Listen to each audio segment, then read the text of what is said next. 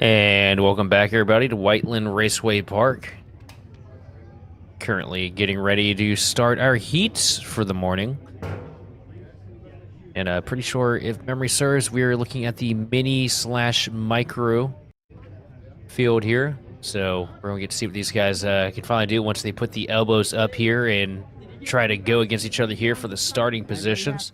They don't accept online orders till noon today. Getting the heats done before the majority of the heat for the day. That's my one lame joke I'm gonna throw out for the day there.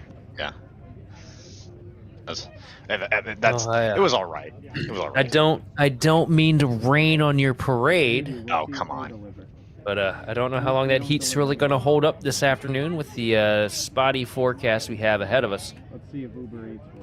Yeah, do have rain in the forecast. A little bit anxious about the possibility of thunderstorms, right? We were talking about that. If we have lightning, obviously, we'll have to hold here for a second at the raceway, but it should be just rain, and the possibility of racing in the rain is very interesting to me, Sheldon, because I've actually never seen here on Kart Chaser in my time on covering races seen any racing in the rain. So I don't know how the drivers feel. I'm kind of not hoping for it, but you know, I wouldn't be opposed to seeing some rain action later today.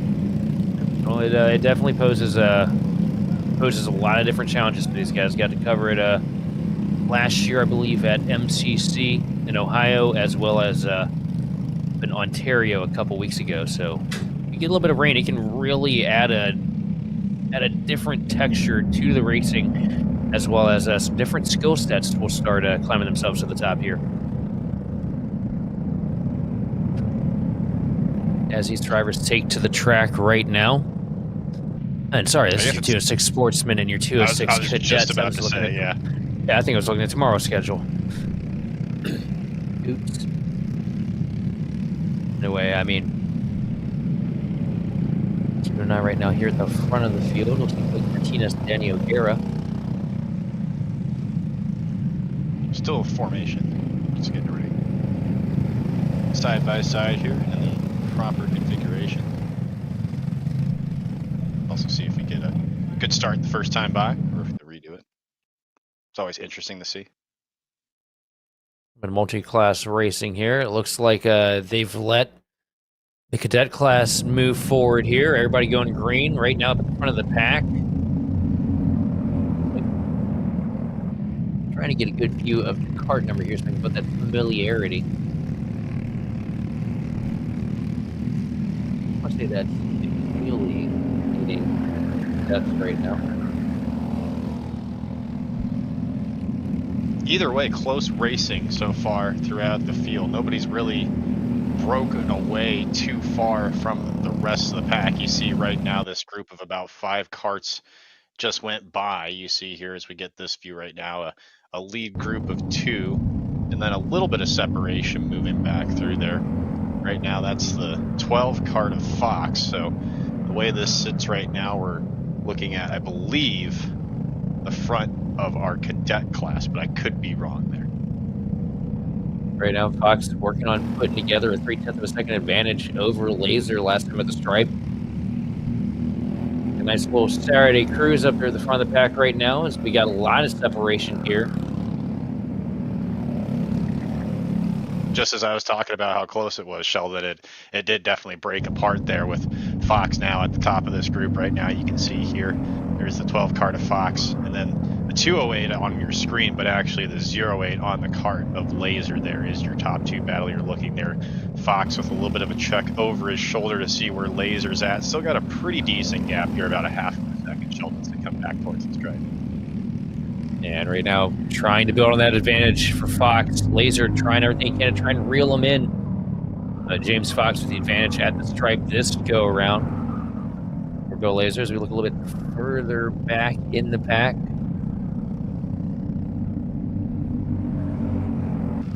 A little interested what happened to McNeely there off the start. I don't think we'll be able to get to see a replay or anything like that, but you saw it early in our run here. up towards the timing tower now, sitting in third place and falling back kind of sharply right now. You can see it's a gap of less than a half a second right now between Fox and Laser that just popped on your screen, but about 2 seconds back now towards McNeely, and even 4 seconds back towards Coons there in the 4th position. Geist in the 53 cart makes out your top 5 right now.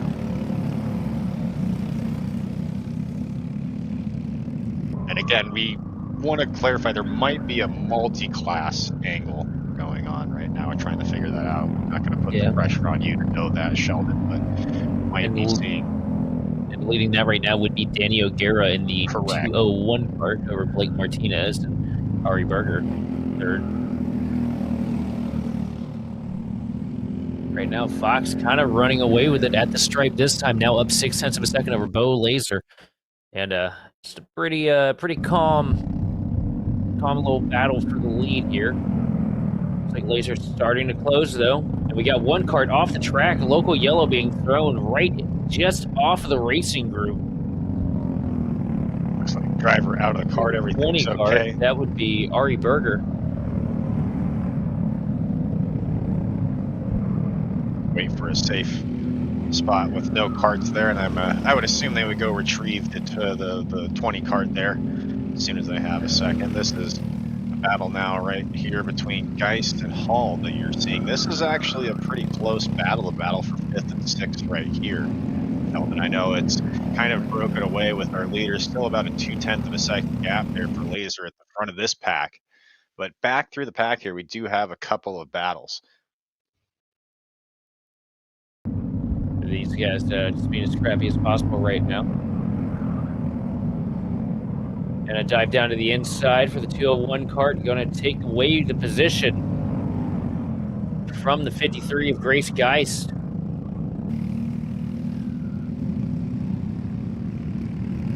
This mid-pack battle really here for the past 2 to 3 laps has really been the most exciting thing we have on the racetrack right now. Laser still keeping pace with Fox up towards the front. As you see that move to the inside there, very well done, but doesn't really have anything for him right now as we get into the final 17 seconds. Keep in mind, we are going to have 2 more laps, I believe, Sheldon, after we get to the end of this timer here. So not quite done yet, still some room to make some moves, and we've seen it multiple times covering races here, especially at Whiteland. You get into those final 2 laps, that's where you see people start to move. Yeah, these guys just all jockeying for positions back here for the 5th spot. It looks like O'Gara has taken it over and is trying to run away with it.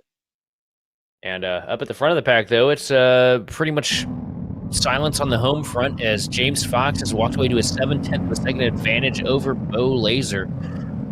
And Patrick McNeely sitting there 6 seconds back from your first place position. So not a whole lot of parity up here at the front of the field.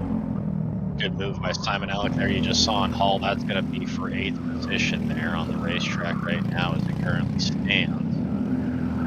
Nice little move to the inside there. It is now kind of checking out that 60 card. See the white flag in the air, so one more time around for Fox, James Fox. Again, he kind of, throughout the course of this race, sort of opened up a 0.7 of advantage, was about the largest advantage he had. But now it's about down to a 0.5 of a second advantage there. You see a battle between 3 carts in the mid-pack there. Again, that mid-pack battle still going strong. And there's your leader on the screen right now, Sean. And with a little bit of a walk-off victory here. Last time across the stripe, it was 0.5 of a second. Something happened to Bo Laser, losing a whole bunch of time. 8 seconds advantage James Fox now. Bo Laser must have gone off or something because quite a performance he had early, but the checkered flag is out. James Fox going to roll across the line here and seal the deal to start up at the front of the pack here for the heat later on this afternoon. Patrick McNeely going to bring it home 2nd place. And Bo Laser does cross the line in 3rd. Must have been a off-track or an incident that took him out of the mix here. Now just waiting on Danny O'Gara and Blake Martinez to roll through the start-finish line.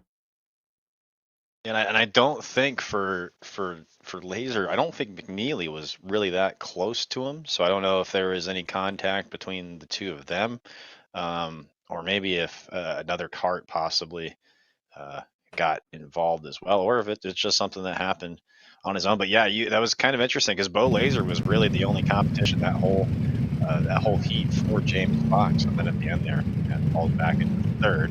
Still a good starting spot for the feature, I will say that. Nothing to really be ashamed of. Yeah, absolutely not. I mean, starting in the top 3 is the place you really want to roll off from. Yeah, I would say at least the top 2 rows is where you want to be, right? Once you get past there, it's kind of hard. You're getting into a situation where everybody's kind of shuffling around at the same time, looking for position. If you're in that top 3 to 4, those first 2 rows, I think it's a lot easier to kind of get yourself single file and really start hitting your apexes.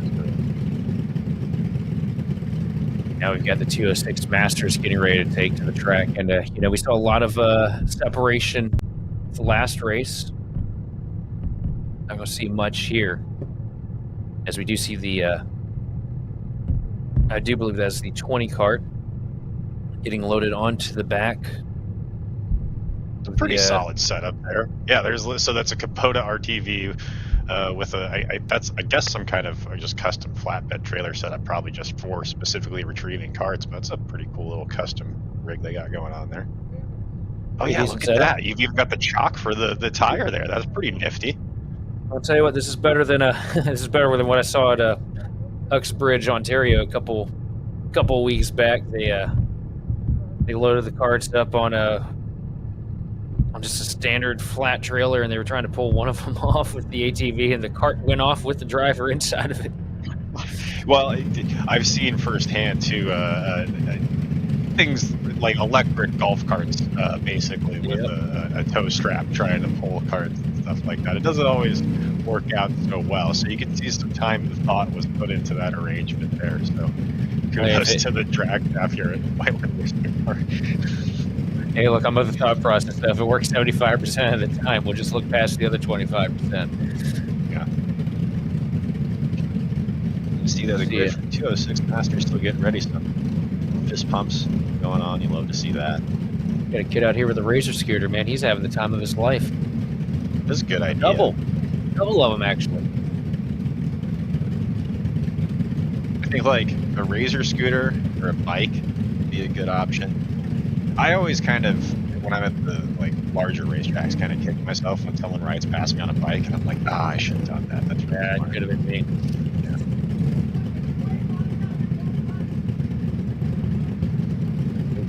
To bring the 20 cart back through before we get ready to go green. There is the 20 right there. As soon as the words leave my mouth, get the thumbs up. Go ahead. The gate's coming open.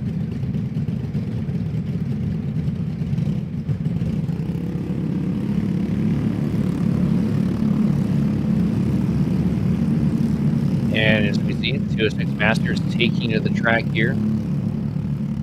And this is gonna be a really fun one to watch throughout the day. Staircasings leads J. Brian Williams and Trey Tony and Matt Geist to the start here.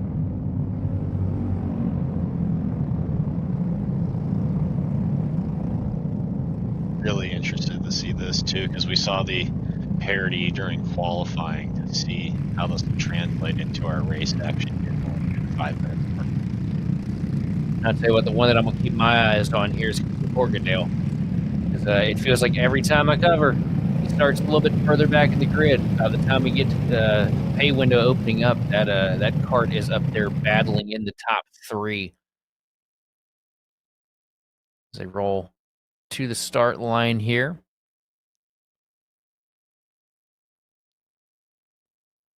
In through the tram lines, waiting for the go-ahead. Flags in hand, the green flag is out, and we are underway racing here for the 206 Masters from Whiteland Park. Through turn 1, looks like J. Brian Williams had the advantage.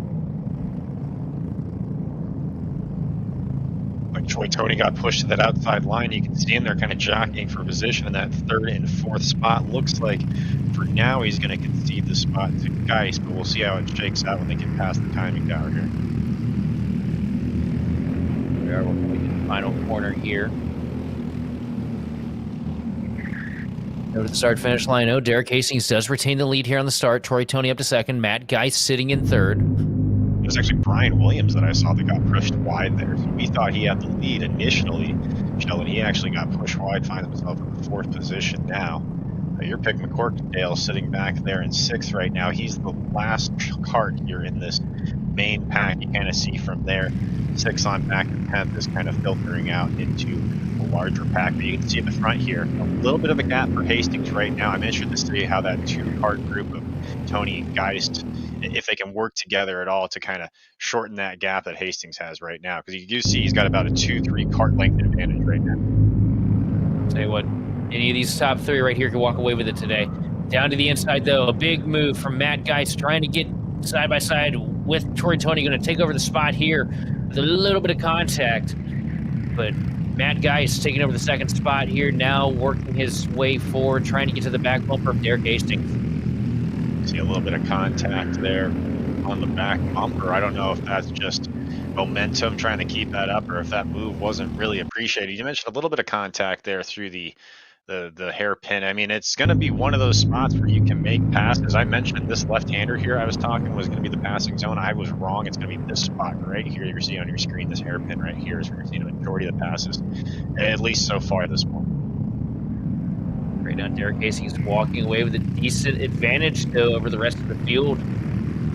Matt Geist and Troy Tony really going to have to start working together if they want to close in this gap, which looks like what they're trying to do right now, but it just seems like Derek Hastings maybe has a little bit more up his sleeve as he runs a purple lap here at the stripe, and it grows that advantage now to just under a second, 9/10 separating first from second place. But there is a log jam of carts here from second to fifth. Yeah, see, now they've kind of really lined up here into, like you said, second through fifth. That's why I was kind of curious earlier if Geist and Tony are really going to work together, try to get to Hastings. We saw that move there. Hastings kind of really now the benefit, he's reaping the benefits, that is, of that little bit of a battle between Geist and Tony right now. And as you mentioned, it opened it up to just under a second of a lead right now. But this is really the big battle right now. This group of second through fifth right now. McCorkdale is going to be the tail end of this pack right now. So we got 1 cart off, I believe that's the 309 of Sutherland, but I can't quite see the number on it. Yeah, it does look like it's Sutherland. Rough break for him here in the heat, but, you know, hey, it's better to happen in the heat than is the actual race, am I right? Across the stripe that lap, Derek Hastings still with the advantage, and it's growing ever so slightly now, 1.1 seconds separating him from Matt Geist. Matt Geist with the rear bumper completely full of the front end of Troy Tony's machine. We got 1 cart around. Looks like McCorkdale right in the center of the corner. No, sorry, that's J. Brian Williams in the 75. You were right that McCorkdale was involved, though. He made that move to the inside of Brian Williams, and I don't think Brian Williams was really expecting him to be there. He checked up. That's what caused him to lose traction there going through the hairpin. Hey, that's what an old abrasive surface will do here. Especially when you get those big last-second moves. Stripe that time. The advantage closing ever so slightly, though. Matt Geist and Troy Tony bringing it in just a little bit there. Now back down to barely over a second to Derek Hastings. But the time is starting to run out. 38 seconds left. And then tack on the 2 laps after they close out the time here. Troy Tony really got beat up after that couple of section of corners. He's finding himself in third place right now. Tried to get the inside of Geist, but really just kind of killed all of his momentum. And now look, your pick, McCorkdale, is all over the back bumper of him in fourth. Yeah, McCorkdale slowly starting to work his way up here through the field, all over the back bumper of Troy Tony down corner. We've seen so many moves happen. Tony doesn't really get off the corner as well as he wants to. McCorkdale is there, pounding the rear bumper of the 24 cart. Mentioned he kind of had some of his momentum killed. He played that really defensive line into the hairpin, which kind of hurt his exit speed.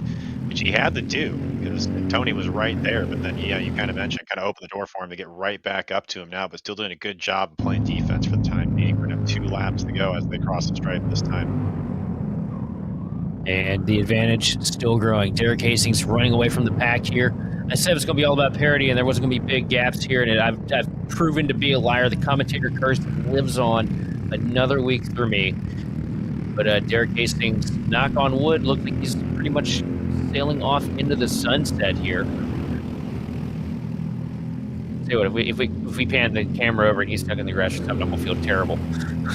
No, he's doing fine. You can see him in the background there, especially now that he's seen the white flag being waved in his direction. So really, he's got enough of a gap right now where he can kind of just coast this thing home. Just a few more corners for Derek Hastings to capture the victory here in the 206 Masters Heat.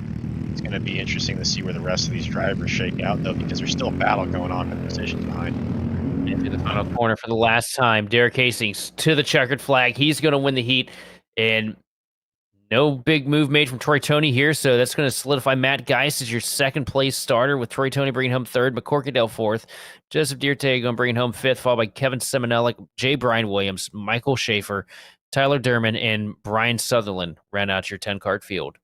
Yeah, really tough break there for J. Brian Williams, too. Right from the get-go, was pushed wide, shuffled back to fourth place. And then there wasn't even any contact between McCourt and Dale and Simon Ellick. I'm sorry, Jay Williams there. It just was one of those things where they were both going for the same place, and I think J. Brian Williams just checked up, not wanting to make contact, and then spun around, so finds himself back in the 7th spot. But that will be interesting to see when it comes time for the final to see J. Brian Williams make his way all the way up back. So if there's anybody in the field that can do it, it's going to be J. Brian Williams, because I've seen some crazy stuff out of him throughout the last year or so. It'll definitely be interesting to keep our eyes on. Now we get to see a field that had the most parity on the lap sheets anyway. A bit of a smaller pack here. The KA Juniors getting ready to take to the track here.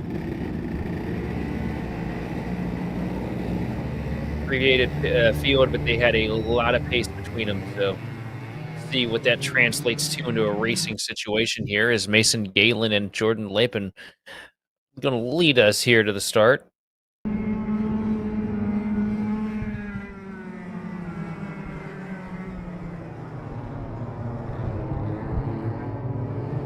What do you expect to see here, Ian? I'm sure it's going to be close. I think this is going to be close. Although I've been kind of intrigued by what we've seen so far with certain things. I've kind of going back to the Masters class. I was expecting those drivers in second and third really to work together a lot more. So I've been kind of interested with that. Take a look at the starting grid right now for this KA Junior Heat. Missing one driver on there for you. I believe it's Mason Galen as well, just to give you some context. He's going to be in the 2nd spot. It was missing from your starting grid there.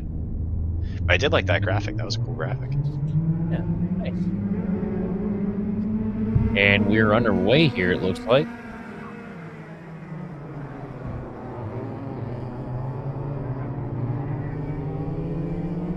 It'd be interesting for these first couple of corners just to see where everybody shakes out. There's a little bit of a move to the inside here. See, this is what's really going to open it up for Lapin at the front of this pack right now, is this battle here. And look at it's going to group this all up really to be now a battle here between second, third, and fourth, excuse me.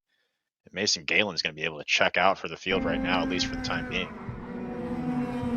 Galen with a really big advantage here over Lucian Laser, Mason Ward, and Le Pen. And Jordan lost a lot of ground there in the first handful of corners.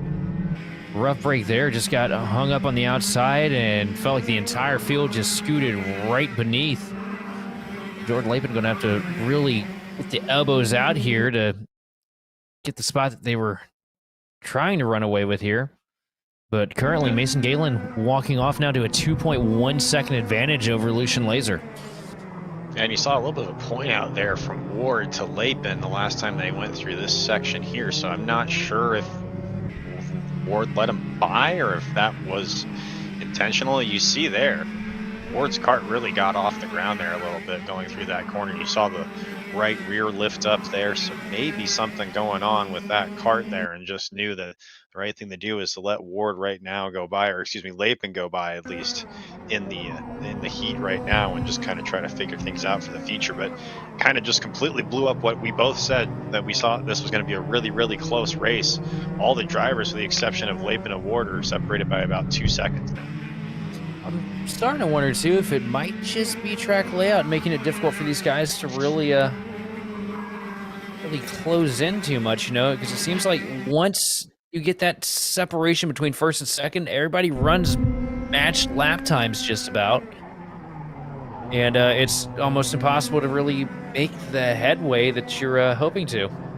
Well, it's kind of interesting, right? Because we were watching qualifying and we saw groups of cars together, and it didn't seem to be that much of an issue. But yeah, now that we're I guess maybe in race mode, I guess it's just a little bit different because, yeah, look at this. Mason Galen now opening up a 3.5 second lead almost over Lucien Laser for second place. And right now, Jordan Lapin still hanging on to that third and final podium spot, at least for the heat. I understand it's not the feature yet, but at least for the heat race right now. And again, I got to wonder if something happens to the 813 kart of Mason Ward there, because he was fast in qualifying too and continues to fall away from the rest of the pack. I think another part of it too is just, we are used to seeing Whiteland with a lot more straightaway to play with, so a lot more slipstream, a lot more time to close in those big advantages that can grow through some of the more technical sectors, because this is a really grinding course. I mean, you can tell just watching these karts working their way through the corners how difficult this place can be. I mean, right here you get some huge bumps. See the karts kind of porpoising around a little bit. And yeah, look at this. Laser is falling all the way back now, where Lapin is able to get him. This is the battle you're seeing now between second and third. Sorry, Sheldon, go ahead. I just feel like, the technicality of it, it's not a lot of time to really build up too much advantage, because it seems like you're kind of just trying to survive the circuit more so. As we see the dive down to the inside, here comes Laser taking away the spot, or Lapin taking away the spot from Laser, but here comes Laser with a crossover. And a big pass. Laser going to hold defensive here over Jordan Lapin for the second spot, but I don't think it's over. You see Lapin swing right to try and build an arc out of the corner and get the momentum up in that kart. Bumper to bumper, a little bit of contact down here into the final corner, but not able to get the nose down there at the start-finish line. And up into the fence a little bit for Lucien Laser, chases it wide, and they're going to be side-by-side now to the first corner, and here comes Lapin. Lapin got the really good entry there on the corner, able to take the position away. Laser was doing a great job in that last lap, though, trying to play defense as much as he possibly could, knowing that there's only so much time left in this race, probably about 2 to 3, maybe 4 laps at the most. So really good job playing defense there for right now. Still hasn't let go of Lapin completely. Still right on his back bumper for now, but even Ward is getting into this battle here. Really, Mason Galen is the kart that is really just checked out. You can't even see him on your screen right now, but you can see these 3 karts now starting to battle for these final 2, 3, 4 positions. It may have been a small field here, but Lapin put together a pretty solid recovery drive. Started second, got up into the first corner, got up, maybe into the marbles or the dust a little bit, lost a handful of spots, able to get them all back here into the closing laps of the heat as we come across the line here. And we should have 2 to go. As Mason Galen has just checked out from the field. 7 seconds separating him from second place Jordan Lapin. Big But Lapin move there, though.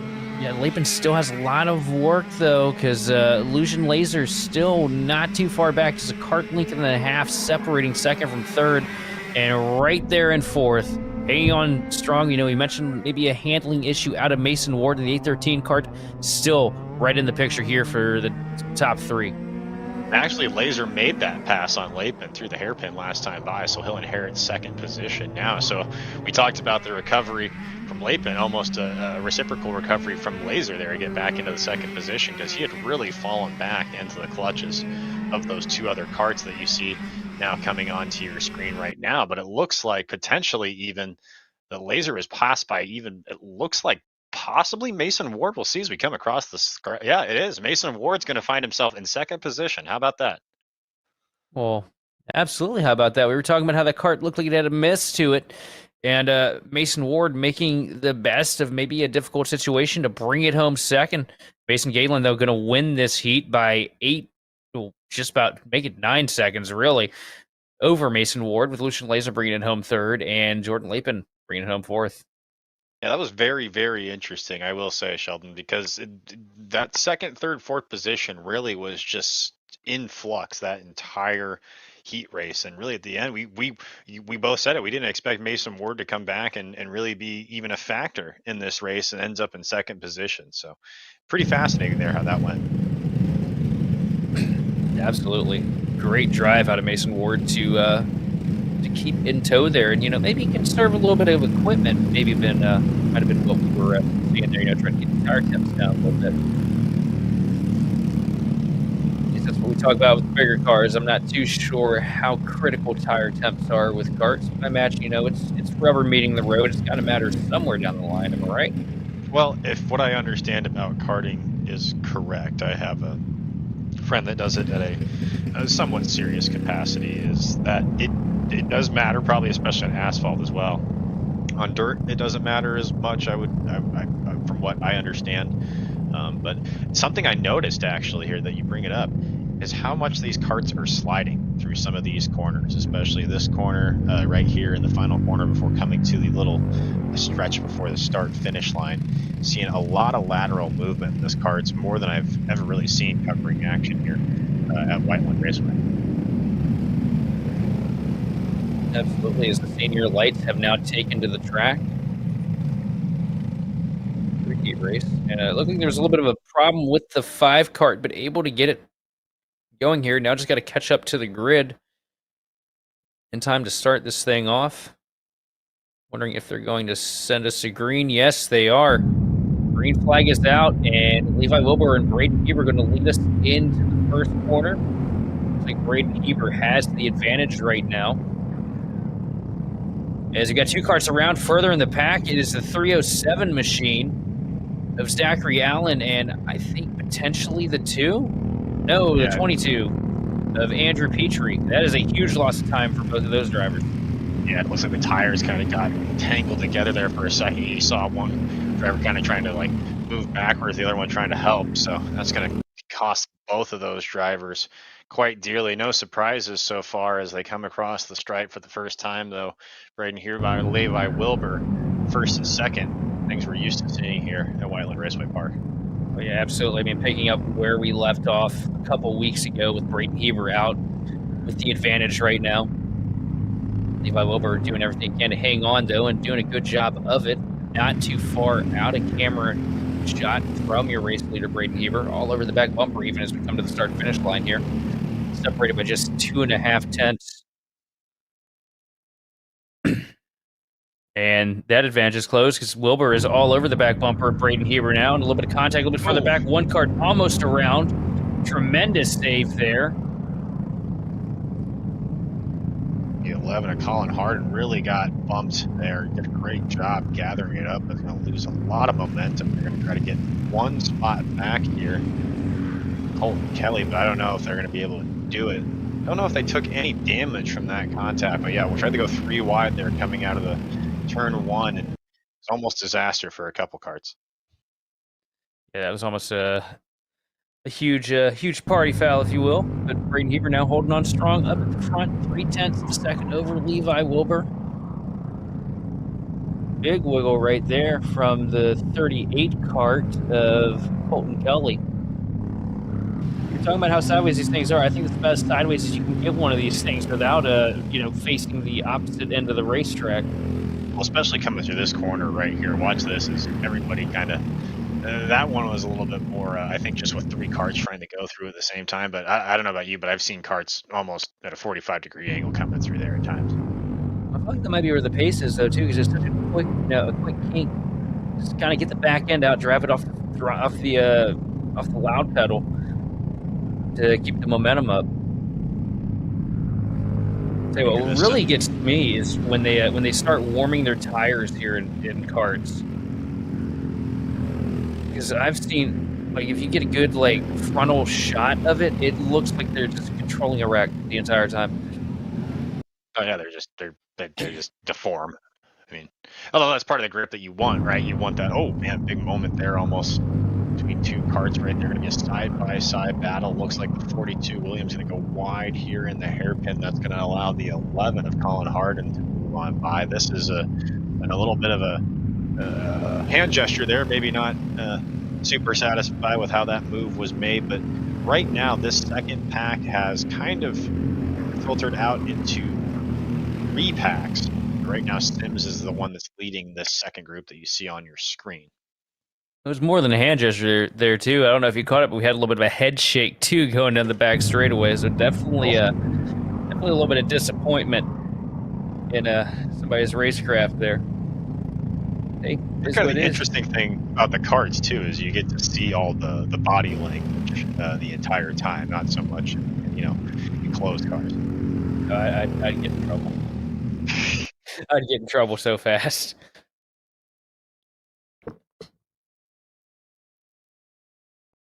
As we take a look here, it looks like Braden Heber walking off to a 4/10 of a second advantage over Levi Wilbur now. This battle between Sims and Kelly has been interesting, though. Now you can see with them going at it, it's a lot of Williams to get into it as well. Even Harden back there, he is in the picture. So if anything were to happen to any of these cards, maybe a little bit of a tap or a spin, it's going to open up a free spot for anybody here. It's about a 4-cart group right now battling for position, and that's Goldman in the 2 that's trying to get involved in that as well. Side by side down to the bottom, not able to make it stick though. Momentum not going to stay. Sims just about got past there. Colton Kelly not giving up though, trying for a higher arc into the corner to build momentum and off into the grass a little bit. I think it's the 42 kart that just dipped the tires. That's going to slow Harden down as well. You saw kind of accordion to that group back, kind of split this group up, but they're kind of grouping back together now as they go into turn 1. I will say, good move by Harden. Loses a little bit of time there, but flips the throttle just enough to let that 42 machine get back onto the track and get back into it. A lot of people don't necessarily like to lift for a scenario like that. They could possibly put themselves in a little bit of trouble. So Harden, racing respectfully out here. Karts probably are kind of expensive too, I would think too, right? So if you can avoid bending your kart, I would guess you do that at all costs as well. Up at the front of the pack, though, Wilbur potentially Heber's potentially starting to fall into a little bit of trouble because it looks like Wilbur's getting just ever so slightly closer to the back of the 8 machine. He's working to the final corner here, taking the white flag, 1 lap remaining here in the heat for the 206 lights. Braden Heber trying to hold off Levi Wilbur. It's been the story of the race. These two just on an island of their own. Working to probably one of the more... Did get a little bit of time that last time by. I don't know if he's got enough to get through. Here, see the lap times are just so short here too. 33-second lap time doesn't give you really a lot of room to set something up. You kind of have to do it 2-3 laps in advance. We'll see if Wilbur's got anything for Heber now. It doesn't look like he does. And Braden Heber's going to come across the line and win your 206 senior light heat. I'll tell you what, Wilbur may not have had what he needed there on that last lap to get by Heber, but man, he sure closed that gap tremendously in the closing laps. I mean, we were up at what, 0.7 of a second or something there, a handful of laps before we finished it off. And in the last 2 laps, closed it all the way down to 0.2. So Wilbur's definitely, I would not count the 506 card out as we get later into the day. Logan Lynch come bringing home 3rd, though. Colton Kelly 4th. Tyler Sims and Ethan Williams are going to be 5th and 6th, followed by Andrew Goldman, Colin Harden, Zachary Allen, Andrew Petrie, and Gavin Holtum. Well, then another thing, too, is when we go back into our feature, we're going to have 5 more minutes of racing as well, Sheldon. So I think we're going to see a lot more, especially between Braden Heber and Levi Wilbur, with that extra 5 minutes of racing that we're going to have in our final race. I'll tell you what, I am incredibly excited to be covering the 206 senior light final today, because this is definitely going to be one heck of a battle between these guys up here at the front. I mean, heck, we saw great racing all the way through. The battle from 3rd to 6th was probably some of the most exhilarating racing I've seen in a while. Well, that's what ends up happening, right? Like even if like the top 2 break apart like we saw here, with Heber and Wilbur, we still saw those groups of battles all the way out throughout the field. I mean, 5 minutes went by in a flash. I don't know, it seemed like to me. So that's what's happened when you got action all over the racetrack.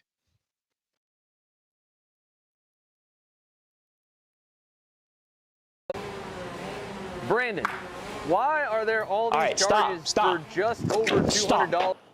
I'm tired of all this Brandon business, okay? Brandon this, Brandon that. Why are there all these expenses on AKR over $200? We know, okay? Take a walk with me. At Shop AKR, they have everything you need to start racing at a very cheap and affordable price. They have MXC rims, they got chains, electrical stands, tilt seats, they got MXCs. And if you didn't know, on top of that, any purchase in the continental US over $200, that's free shipping. Hey, aren't you supposed to be in the AKR Anonymous meeting over there? Dude, I'm doing a commercial. Dude, we have no time. It's about to start. Stop. We all love Shop AKR. Me? More than others.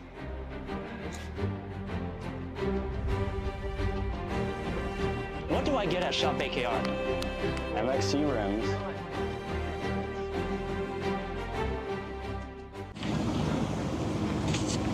Kyle, what are you doing? It's got my new Greyhound seat. You don't even have a cart. Doesn't matter. I have a Greyhound. Who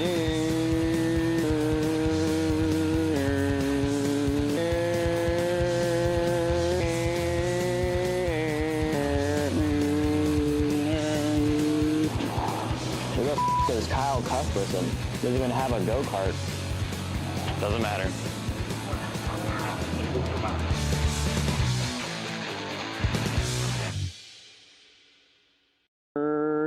Cuthbertson threw on Turney. Turney in the dirt.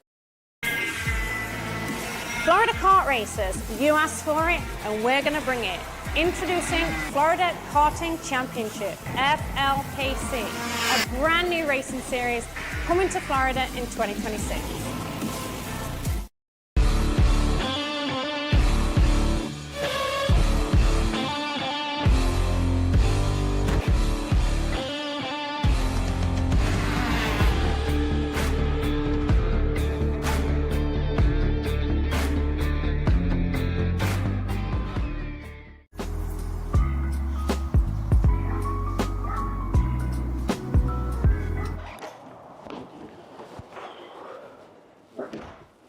Hey, what's up, Caleb? What's up, Brandon? You sound defeated. A long day at the office? Yeah, got stuck at a cat food marketing meeting for like 3 hours. I don't know a thing about cat food, and I don't even work in marketing. And then I got sent on a coffee run like I was some sort of intern. Then at the end of the day, when I want to go get gas, I just realized everything is so darn expensive nowadays, man. Yeah, you got that right. Like, do you have any idea how much we're spending on Netflix? That's like $20 a month. Do you know how much we're spending on cable? That's like $50 a month. But you know what isn't expensive? Tell me. Kart Chaser Premium. For only $9.99 a month, you can watch all the American karting action live from coast to coast. Subscribe and become a member today.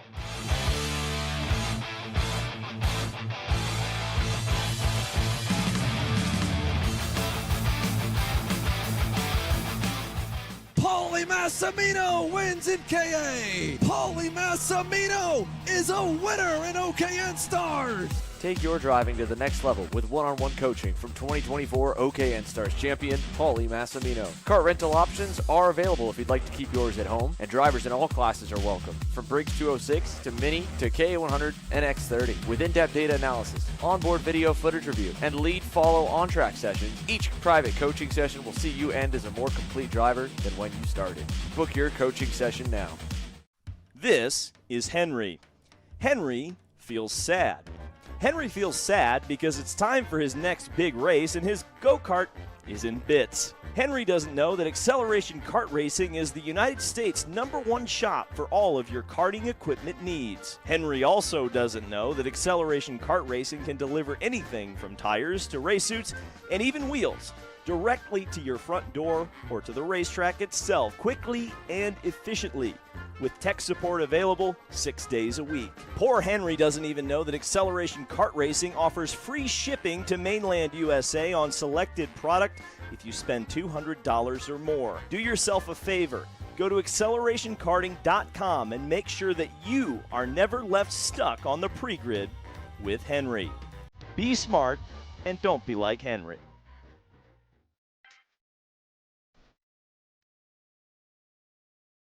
Are you sick of making the wrong setup changes? Or arguing with your kid about their driving? Apex gives you the answers within seconds. Apex is the latest innovation from Kart Class, which can solve thousands of karting queries at the press of a button. No more asking random people kart setups, or being intimidated by larger teams. Just type it in and let Apex do the rest. Apex covers different kart brand setups, axles, rims, seats, and everything racecraft related. For as little as a can of chain loop, you can learn from over 30 years karting experience in seconds in the palm of your hand. Check out Apex at kartclass.com today.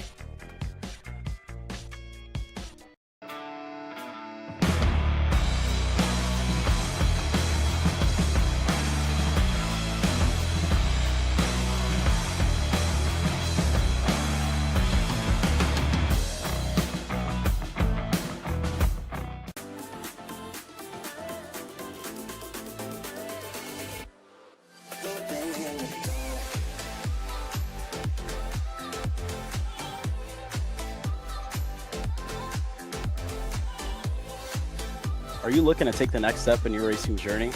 Well, look no further than PitFit. With 2 locations in Charlotte, North Carolina and Indianapolis, Indiana, PitFit trains drivers all the way from grassroots level karting to Indy Kart and NASCAR with top-of-the-line personalized coaching to improve physical and cognitive fitness. For more information on programs, check out PitFit on Instagram or Facebook today. Are you ready to get behind the wheel? From Formula One to NASCAR and IndyCar, all the pros start here.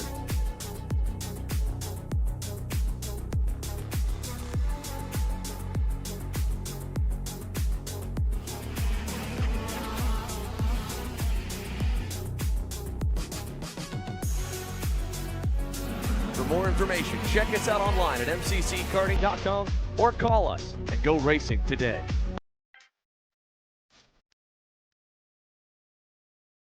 Are you sick of making the wrong setup changes?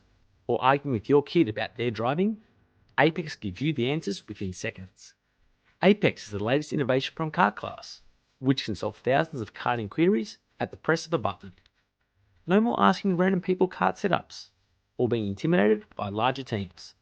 Just type it in and let Apex do the rest. Apex covers different kart brand setups, axles, rims, seats, and everything racecraft related. For as little as a can of chain loop, you can learn from over 30 years karting experience in seconds in the palm of your hand. Check out Apex at kartclass.com today. All the way up to the finish line. Who is it going to be? It's Sean Perez who wins in Crescent. Ty Fisher wins $1,000 in KA100 Junior. Alex Stanfield played it perfectly here. Told him to wait. Stanfield wins the Duffy in 2024 for TV Karts. Amarillo Kart Complex is now the official distributor for TV Kart in the continental U.S. Become a dealer today.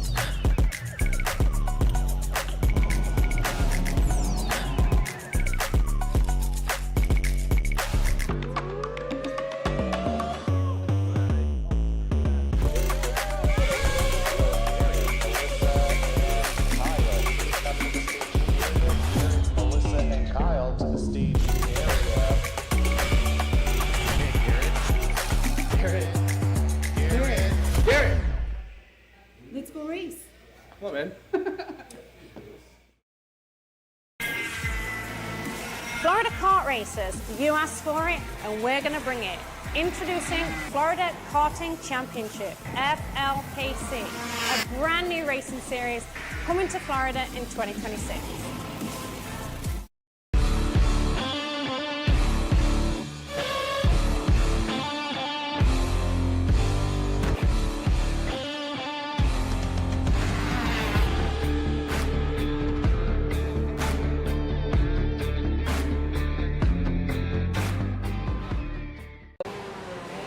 Brandon, why are there all these right, charges stop. for just over $200? I'm tired of all this branding business, okay? Branding this, branding that. Why are there all these expenses on AKR over $200? We know, okay? Take a walk with me.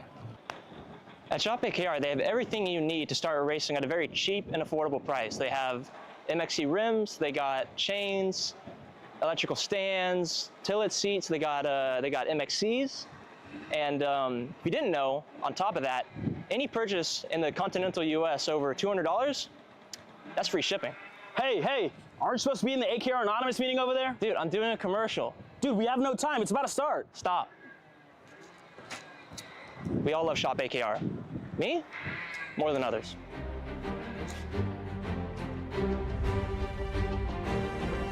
What do I get at Shop AKR? MXC rims.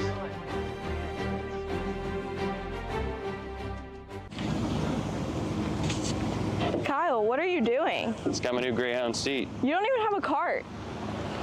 Doesn't matter. I have a Greyhound.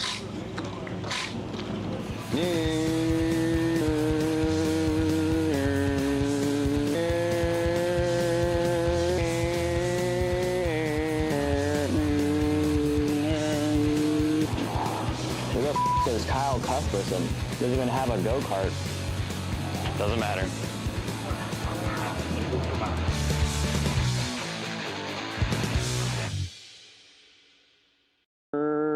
Cuthbertson threw on Turney. Turney in the dirt. Florida kart racers, you asked for it, and we're going to bring it. Introducing Florida Karting Championship, FLKC, a brand new racing series coming to Florida in 2026.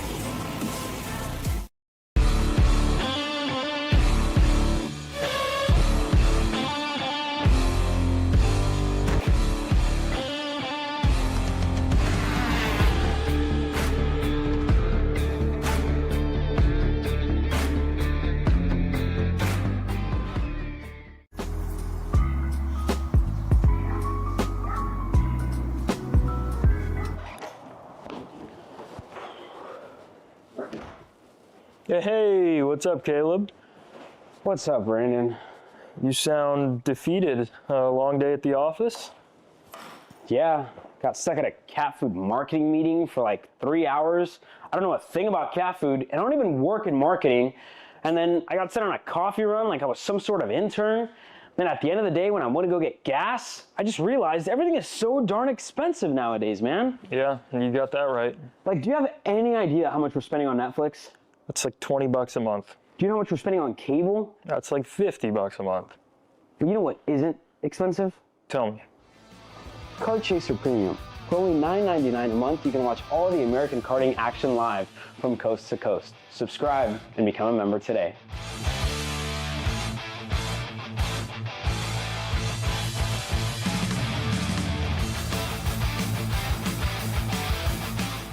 Paulie Massimino wins in KA. Paulie Massimino is a winner in OKN Stars. Take your driving to the next level with one-on-one coaching from 2024 OKN Stars champion Paulie Massimino. Kart rental options are available if you'd like to keep yours at home, and drivers in all classes are welcome, from Briggs 206 to Mini to KA100 and X30. With in-depth data analysis, onboard video footage review, and lead follow on-track sessions, each private coaching session will see you end as a more complete driver than when you started. Book your coaching session now. This is Henry. Henry feels sad.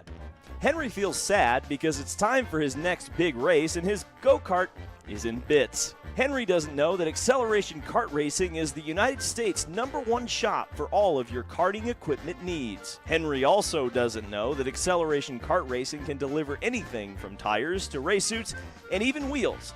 directly to your front door or to the racetrack itself, quickly and efficiently, with tech support available 6 days a week. Poor Henry doesn't even know that Acceleration Kart Racing offers free shipping to mainland USA on selected product if you spend $200 or more. Do yourself a favor. Go to accelerationkarting.com and make sure that you are never left stuck on the pre-grid with Henry.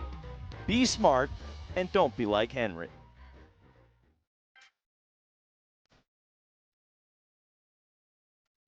Are you sick of making the wrong setup changes? Or arguing with your kid about their driving? Apex gives you the answers within seconds. Apex is the latest innovation from Kart Class, which can solve thousands of karting queries at the press of a button.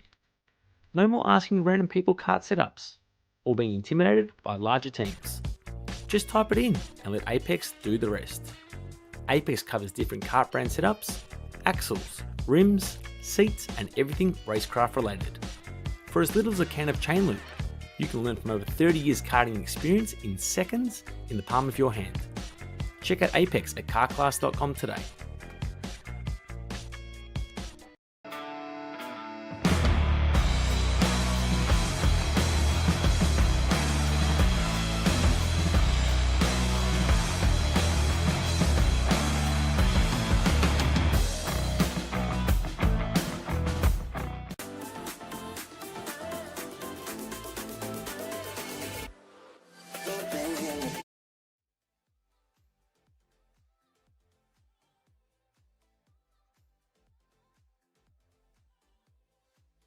Are you looking to take the next step in your racing journey?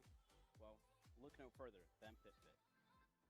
With 2 locations in Charlotte, North Carolina, and Indianapolis, Indiana, PitFit trains drivers all the way from grassroots level karting to Indy Kart and NASCAR, with top-of-the-line personalized coaching to improve physical and cognitive fitness. For more information on programs, check out PitFit on Instagram or Facebook today. Are you ready to get behind the wheel? From Formula One to NASCAR and IndyCar, all the pros start here.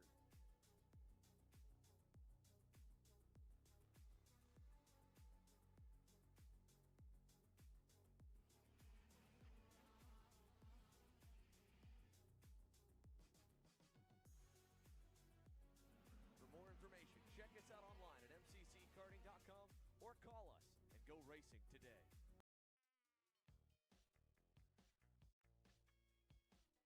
Are you sick of making the wrong setup changes? Or arguing with your kid about their driving? Apex gives you the answers within seconds. Apex is the latest innovation from Kart Class, which can solve thousands of karting queries at the press of a button.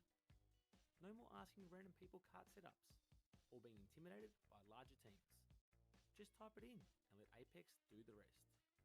Apex covers different kart brand setups, axles, rims, seats, and everything racecraft related. For as little as a can of chain loop, you can learn from over 30 years karting experience in seconds in the palm of your hand. Check out Apex at kartclass.com today.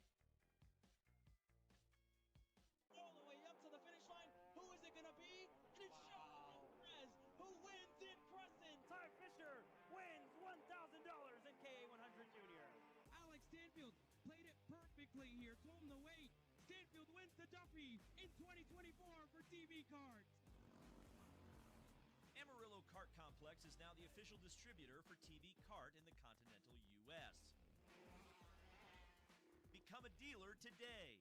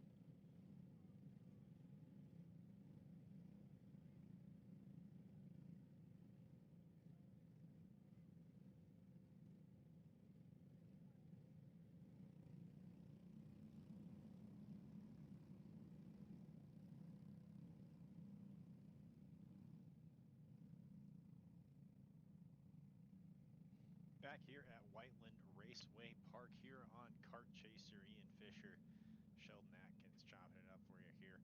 About to get started with our 206 Sportsman 206 Cadet final here. In multi-class action, much like we saw in the heat race. Kart's getting ready to go here, getting into the formation lap. Again, your format for these final races is going to be a 10-minute timed race and then 2 laps on the end of that as well. So about 30-second lap times here, looking at about roughly a 5, 6, 7-minute race here if things go all according to plan. You can see the 2 classes now getting separated here, the Cadet and Sportsman class. We'll have a little bit of a staggered start. The green flag will be in the air, so we're getting underway here for our first final of the morning at Whiteland Raceway. There will be the second class going off right now as well. That's led by the 538 of Patrick McNeely, James Fox to the inside. So all classes now going here in this first final, the 206 Cadet and Sportsman final. Danny O'Gara and Blake Martinez make up the front of your class right now and the overall race. Remember, there's what you'll see in your timing tower is going to be the overall race standings. We have 2 classes going on right now, so we'll do our best to kind of keep you in the loop of what's going on between the 2 here. O'Gara currently trying to walk off from the 38 card of Martinez. Sleet Simnellick sitting a little bit further back in 3rd place. In your second class right now, James Fox has the advantage by a little bit over Patrick McNeely. Stripe that lap, though. Danny O'Gara still in the lead, up to a 7/10 of a second advantage over second place Blake Martinez. Sleet Simnellick trying to hang on, just a few tenths back off of second place. You can see O'Gara on your screen now. Martinez trying to do all they can at this current stage to try to get anywhere close to that back bumper of O'Gara. We kind of mentioned it in the heat race. O'Gara, I wouldn't say quite dominant here at Whiteland Raceway, but very, very good, very tough to beat. So definitely work cut out for both Martinez and Simon Elliott going back. James Fox leading the second class right now with McNeely about 8/10 of a second back. There's a little bit of racing between the 2 of them on the first lap, but it's kind of settled down now. I would be willing to stretch out on a limb here and say that O'Gara pretty dominant here. Last time I got to cover from Whiteland Park, it basically felt like the Danny O'Gara show everywhere he went, and it looks like he's trying to keep that pace up here, as he's up to a near 4/10 of a second advantage already over Blake Martinez. But I mean, heck, this is a 10-minute plus 2 lap race, and we've seen people close in the closing laps. So it's going to be interesting to see if Danny may just be sending it a little too hard too early. Yeah, correct myself a little bit too. What I was trying to say was that we have a 10-minute race with 2 laps, so there'll be about an extra minute of racing time at the end of this. I believe I said 6 minutes for some reason. That is not correct. That is not going to be what's happening. As you see a pass there, that was the 08 of Laser, the 538, but the 08 of the Kart on Laser over McNeely there. So that's going to be for second position there for the class.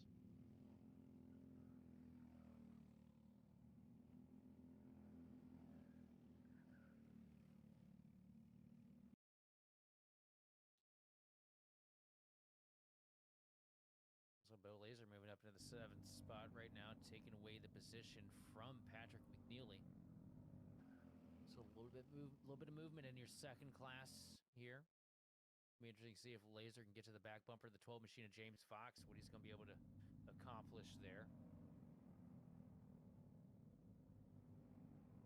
Tight 3-car grouping here, though, for the last 3 spots on the racetrack right now. Still a tight race, you'll see. So that's Hall there, and then behind them you'll see O'Gara and Martinez starting to catch that group there. So lap traffic definitely will be a factor here on this short racetrack, and the 10-minute time that we have in this race. Really interesting to see how this will, because look at this right now, side by side between the 2 classes. I see this Kart's overtaking the 60 machine of Tate Hall right now. Makes their way for the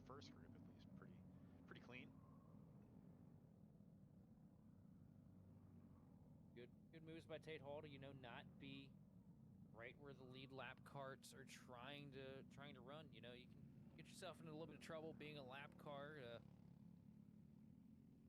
It takes a good bit of understanding, situational awareness, if you will, of what's going on around you to avoid that. As we got one cart almost big incident.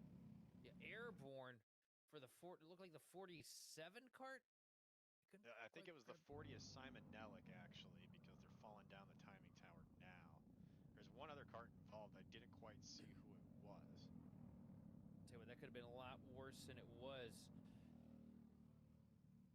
It was the 53 Geist. That was one of the bigger impacts we've seen into the safer barrier. Well, not safer barriers there. Sorry, safety barriers would be the better way to put it. It's not an actually safer barrier. I believe those are just bollards filled with water and stuff like that. But a pretty good impact in there. Hope everybody's all right. We're still racing here on the racetrack. I don't even think I see a local yellow right now. But this is going back to the front of your pack right now. Now move to the inside here. I think that's your 2 leaders overtaking one of the slower class cars is what you're seeing right there. Yeah, say that was an impressive amount of airtime there from that little bit of contact. Wasn't expecting to see a cart ramp like that.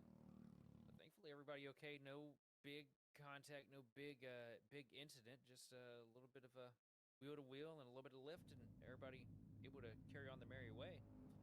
Well, we're pretty sure everyone's okay, just to clarify, but it looks like everyone, from what we can see from our vantage point, has moved away from the racetrack right now, so a decent sign. Again, Martina is trying to do anything they can to try to get to O'Gara. It's been a consistent about 0.7 of a second gap this entire race. Still got a little bit over 3 minutes and 45 seconds left, and a little bit going on here as we're seeing some lap traffic here. This is interesting. I didn't really expect to... I mean, it makes sense now that we're watching it, right, Sheldon? But something we didn't really anticipate was going to be how lap traffic, especially in this multi-class format we have here in this Cadet Sportsman final, was going to really make a factor into this. I wasn't expecting that. Yeah, well, I mean, you know, lap traffic seems to be the difference maker for a lot of different racing series. So it's interesting to see these young drivers have to kind of negotiate this here. But everybody doing a pretty good job of it so far. You know, these guys that are, you know, off pace because they're in a different class, doing a good job staying out of the way, letting these, you know, lead cars work their way through. So a lot of respect being shown out here on the track, which, you know, you don't always expect when you get into younger brackets and motorsports. But, oh, a little bit of contact there. Not much in tap. Everybody's staying straight, though. You just got that saying there was respect, and then there's but no, you're correct. It's been a good job. And then also something I wanted to point out, a lot of these drivers, or probably all of them, they don't have radios or anything like that, so you don't really have a spotter telling you that there's a cart there. So it's really like you got to look, if your car that's being overtaken, you really got to be aware about where that other cart is at. Oh, and man, James Fox is really struggling with this cart right here, but able to find his way past it. A little bit of contact there, up into the grass. Oh, man. I guess the respect has run out as the, I'm gonna say, as the yeah. 80 machine.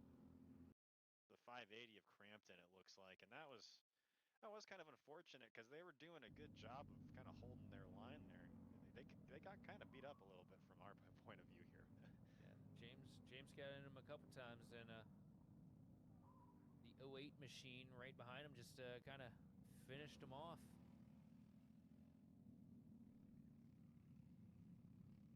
I think that is definitely Bo Laser there. I mean, you know, Bo's trying so hard to stay in tap with the 12 machine of Fox because, yeah, we're looking at them right now, 6th and 7th on the board. But that's 1st and 2nd for their class. They're trying desperately to beat each other. Yeah, just to be clear, we're not saying they're just going around like doing that for fun. They're definitely fighting for position, and it's tough when you have a slower car in front of you. You're trying to get by. That being said, unfortunately, Crampton got the worst end of that whole situation there. And what's also tough, too, that doesn't get harped on enough is working through lap traffic. That's difficult. Being fast and trying to keep up with the guy that you're racing while there's a lap car in between the two of you is incredibly difficult. And it's something that, you know, it takes a lot of the best drivers years to figure out while they're at the top of motorsports. I mean, how often do we see somebody at, you know, say Bristol, like Blaney, for instance, get stuck behind a lap car and end up wrecking himself trying to pass it. Yeah, I mean, you just got to be patient, especially with how long this final is going to be. Still 30 seconds left here before we get the 2 laps, so at least a minute and a half left of racing action for all of these drivers. And a lot of it too is difficult when you have that much of an overtaking speed. You're maybe used to racing in karts in your same class, and so you're used to some of the braking markers that you're used to seeing just aren't there when you're with these slower karts in front of you. Maybe a little bit of that as well. That was a really slow section of the racetrack they were in, going back to that one specific incident with a lot of those karts going fast and a large difference in speed going through that S section. Yeah, but it doesn't look like he's hurting Bo Laser too much, so as he starts to close back to the rear bumper of the 12 machine of Fox. Here in the closing laps, does Laser have enough to do it? Yes, here he comes down to the inside, trying to make the pass here at the start-finish line. Not able to get the momentum, though. Going to fall back in line behind Fox here and get another stab at it here in 1. So we got 2 laps left on the board here for the final. And it looks like, too, I think O'Gara, yeah, Danny O'Gara is in the middle of this, too, yeah. Down to the inside, a quick move. Bo Laser going to take over the spot from the 12 machine of Fox. Does Fox have anything left in the tank to take that lead back? Doesn't look like it, as Bo Laser starting to run away with it. Bo Laser now your leader in the second class, and Danny O'Gara has completely walked off, 2.5 seconds ahead of Blake Martinez in second.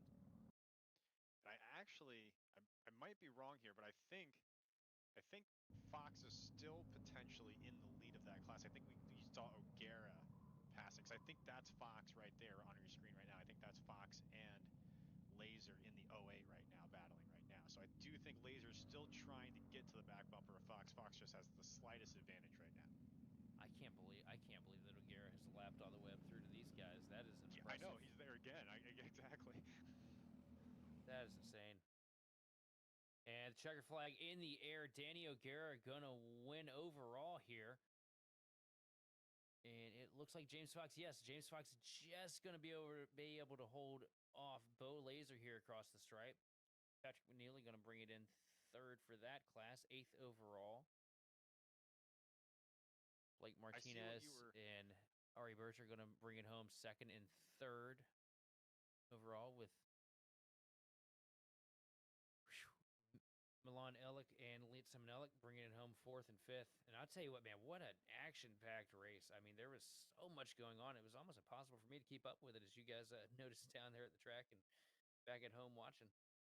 Well, and I don't blame you, too, because if you look at the 2 karts, Fox and O'Gara had very similar paint schemes as well. So it was hard to see that, especially on the far angle of the track we were on. I was struggling to see the numbers as well, trying to figure out what was going on. But yeah, just to recap, Danny O'Gara and James Fox going to be your class winners, with Danny O'Gara being the overall winner here in the 206 Sportsman Cadet final. And Danny O'Gara continuing to be on a tear here as he wins overall this afternoon. Sorry, this morning. We haven't even made it this afternoon yet. We still got a ways to go.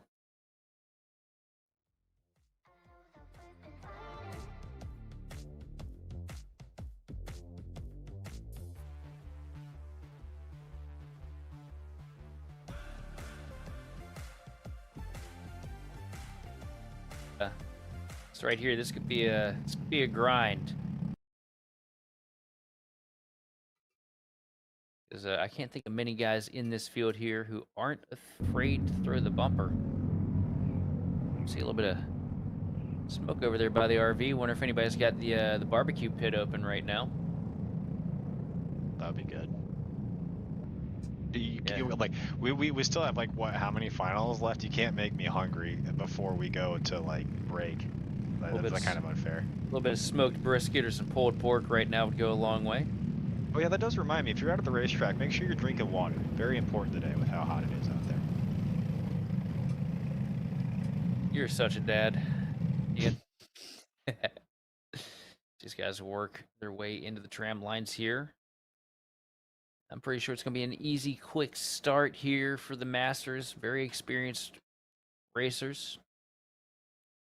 Hands up. Green flag is in the air. We're underway. We got one kart struggling to get to the throttle a little bit further in the back. I think that's Sutherland. So we're Sutherland in the heat too. had issues there, went off track, so maybe a little bit of damage to that kart, or maybe just letting the carnage play out in front of him. Could be a smart move. Now at the front of the pack, though, it is Geist, Hastings, and McCorkadale. Bring way out of the final corner here to take the first lap and figure out how everybody cycled through. And is Derek Hastings leading Troy Tony, Matt Geist, Evan McCorkadale, and Joseph Dirte. That's going to be your top 5 right now. And Hastings, you know, he walked away to it earlier, but Troy Tony keeping the pressure to him right now, keeping him honest here in second place.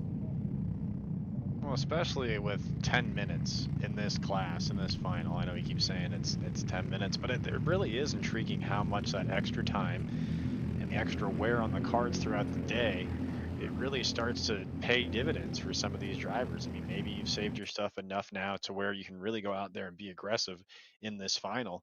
And again, remember, one kart we want to pay attention to is going to be Brian Williams, and that 75 kart was one of the faster cars during qualifying. I believe even was on the pole, actually. And then fell apart, or I'm sorry, it didn't fall apart, but things fell apart for him in that heat race. So we'll see what he can do back there in the 7th position right now.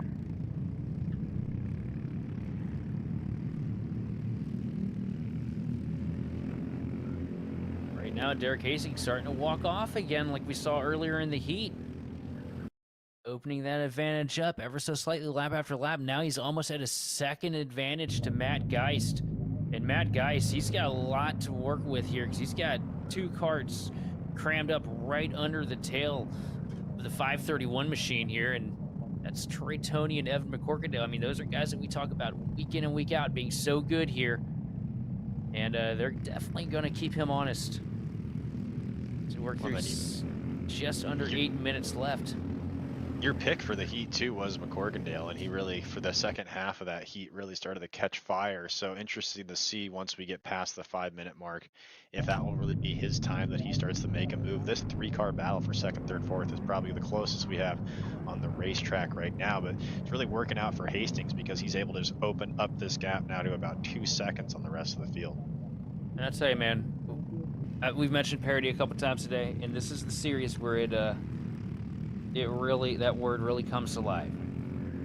Because I've covered, I think, 4 or 5 Masters races here from Whiteland Park.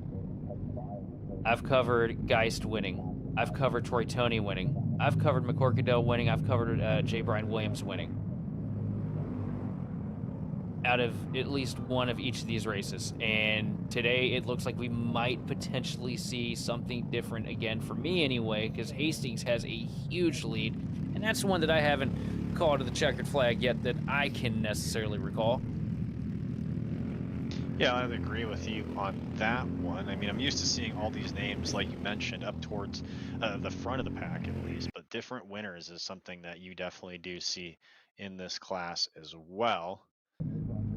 Right now, I'm trying to see if this 3-car pack here, looks like McCorkadale made a little bit of a move here. I think he made his way at least in the 3rd, so made a pass over Troy Tony at least.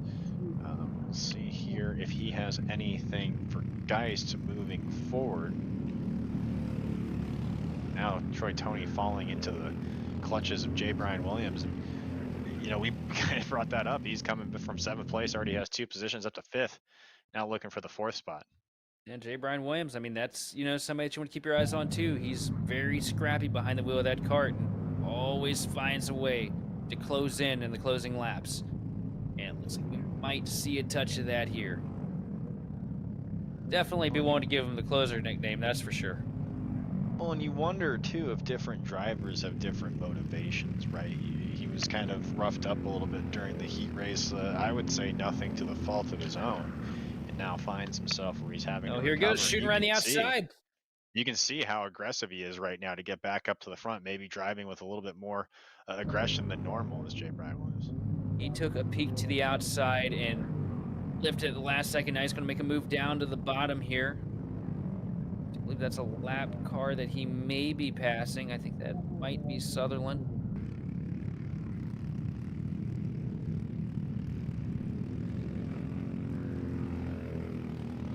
Now, all over the back bumper here. What's he going to do? Troy Tony right in front of him. I think that might have been, was that Matt Geist that was having an issue? No, it was not Matt Geist. Okay, it was a lap car. Got two carts right now that are kind of having maybe some mechanical issues. Still running laps right now though, but kind of adding a little bit of a caveat into this race right now. As you see, J. Brian Williams trying to look for different angles here on Troy Tony to try to get something done. Lost a little bit of speed that time through the S's, but maybe trying to set up a run here through this corner. Well, I like what he tried there, though. He took a peek to the inside to try and force Troy Tony to run aggressive or run defensive. And Tony, you know, not his first rodeo, didn't fall for it, so it didn't really work out for J. Brian Williams, but he's definitely trying everything he can to kind of force Troy Tony into making a mistake so he doesn't have to do all the work himself. Well, that's a really good point, too, because we saw earlier in the heat races, forcing someone to drive that defensive line really slows them down going through this part of the racetrack that you see these karts in right now. So really, it almost, you know, helps you to give up that first corner to get the run for the second corner if you're trying to attack the kart in front of you. I'll tell you, that's my favorite high IQ move to see people do in road courses. Like, I just watch it, that fake dive to the bottom, and you make them come down and, you know, try and drive on your door to pinch you into the corner. In the last second, you just, you know, right before the braking zone, you tap the brake a little bit sooner and flick it all the way to the outside and leave them stuck on the bottom. You just power around them. That right there, when somebody does that just means that they've studied. They know what they need to do. But all over the back bumper still, and he is not letting Troy Tony walk away with the fourth place with ease because he is hounding him for that spot. I don't know if at this point he's got really enough time, honestly, to make it all the way back up to the front, but he definitely has the speed. Right now, you kind of mentioned just being held up by Troy Tony, and Troy Tony is, you know, doing a great job of playing defense here. And even when he's playing defense, look at that, he's all the way up on the back bumper of McCorkindale. So really, Troy Tony right now working his tail off, just playing defense and offense at the same time, trying to get things going here. Yeah, Evan McCorkindale just hoping these guys right behind him start racing because he's definitely feeling the pressure now. Troy Tony all over the back bumper, but not able to connect here into the corners where it really matters. But that's just opening the window of opportunities for J. Brian Williams as he's hounding the back bumper of the 24 kart right now. And I don't think it's a matter of if, but I think it's a matter of when that move is going to come here at some point. And I see J. Brian Williams potentially picking off that 24 kart. Well, we always wonder about the timing of the moves too, right? Because if you make it too early, especially in these karts there, it kind of sets you up. You almost want to be playing offense rather than defense in the final lap. So how long do you wait to make that move is a question as well. I think these guys are waiting until it's a little more feasible to make it. I mean, you know, we've seen it time and time again. You make the move with like 3 laps to go, then you get past with 1 to go. And nobody wants to set themselves up for that. So is that a Matt Geist that's creeping his way back into the picture here? As far yes, as he's back. Yeah, he's back in that group of 2, 3, 4, and 5. He's fallen back to that group. Yes. No, we got 1 kart off the track here. Everybody going to navigate their way past here clean, it looks like. No big issues here as we get the panoramic view. Yeah, Matt Geist losing a good amount of pace here in the closing laps. Getting himself backed up here to McCorkindale, Tony, and Williams. So we have a 4-man battle right now for second place. Yeah, I really don't think this is a situation. And down to the inside. Yeah, especially as you see McCorkindale look for the inside line right there. McCorkindale going to try and do everything he can to solidify second spot all over the back bumper of Matt Geist here. 33 seconds remaining before we get the 2 to go. So we got another lap, so 3 laps left here to decide everything for the Masters final.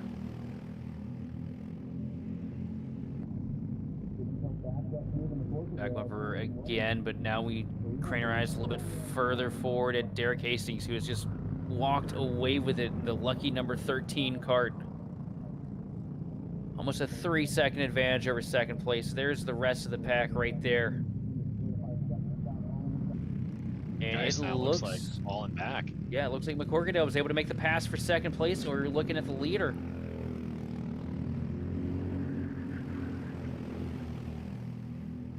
Here we are, closing stages. 2 laps remaining for the final. Look at that, guy's going to fall all the way back into the 4th spot after being in 2nd for a majority of this race. You got to wonder if the kart's just kind of falling out from underneath. And you knew he wasn't, you know, hanging back to get the draft. There's just not enough time there to catch Hastings. You see he's taking 2 laps to go in the background as he passes. So something must be going on with that 531 kart.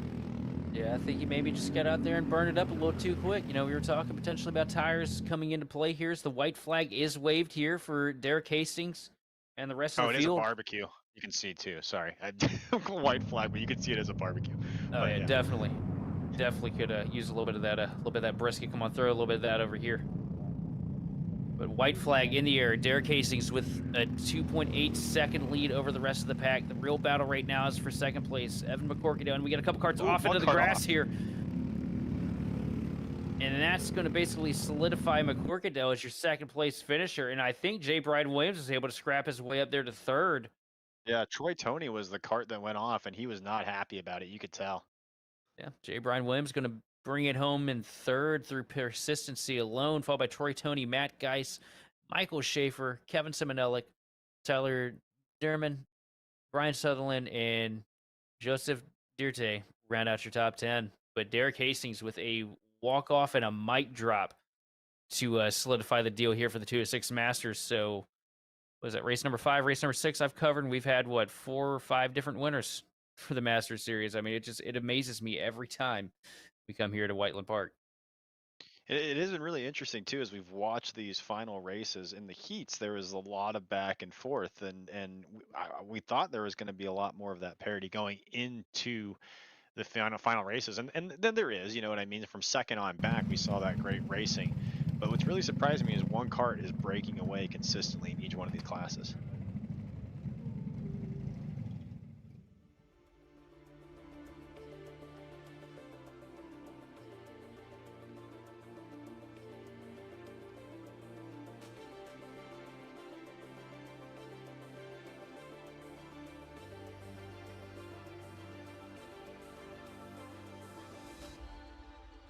Oh, now we got the KA Juniors taking to the track here. And now I'm really curious to see what Mason Ward does, because we saw at the end of the heat him just closing a whole bunch of time on Mason Galen. And I'm wondering if that kart maybe has a little more in store for this longer race. Well, knowing how everything's gone so far, just toss that all out the window, because every final race we've watched so far has been completely different than what we thought is going to happen. So, based on what we've seen so far, the opposite of what you just said is going to happen. Awesome. Yeah. I love it. I'm commentator cursing everything today. Well, I don't know if we're cursing. I just think we're wrong. Oh, no. I said everybody was being respectful and giving each other a bunch of patience, and we started seeing guys getting shot off the track, so.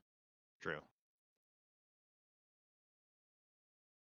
I'm just glad that I called it was a barbecue and it wasn't something worse. As the green flag comes out, we are underway into turn 1. A huge launch into the corner for Mason Galen. And a lot of wiggles. A lot of big wiggles into turn 2 as they work their way up into 3. A lot of rear end movement there for Ward going around the hairpin there. Almost lost, but able to hang on to it and hang on to second place for at least right now. So as you see these carts work their way to the start finish line here. Mason Galen going to lead Mason Ward, Lucian Laser, and Jordan LePen across the line. It could be any one of these 4 carts to seal the deal here, but right now Mason Galen trying to walk away, which has been the strategy of the day for everybody. So we got a battle for second place starting to shake up right now. Mason Ward versus Lucian Laser. That's interesting too, because I've seen Laser try that move a few times, and it does work. The move through the hairpin will get the spot, but it's almost like a slide job in a way, like you see in oval racing, Sheldon, where yeah, you can get up in front of them, but then they're going to have the run on you right off the corner. So 2 times now it looks like Laser has tried that into the hairpin. We'll see if he tries again here, and it's not quite worked out the way they wanted it to. No, not quite. I mean, you really just got to send it, though. But you got to be able to connect it for the corner exit as well. And Laser's defense as well, some of the best defense we've seen today, just had to play defense for, I would say, too long. So. Yep. Cross the line that time. It is still Galen up at the point with Ward in second. LePen sitting in third, and Lucian Laser sitting in fourth. Bumper to bumper, the battle for second place is on right now. Diving down to the inside is going to be Jordan LePen all over the back bumper, trying to make a mistake happen out of the 813 machine of Ward. Ward going to hold on strong, though, and not fall for any of the tricks and hang on to second place here for the next lap.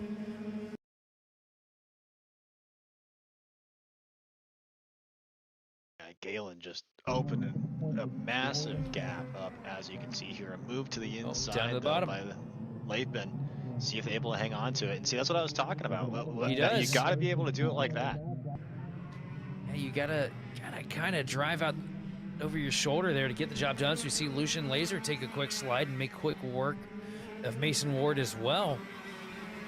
So definitely a costly lap there for Mason Ward as he gets passed by the other two karts on the track.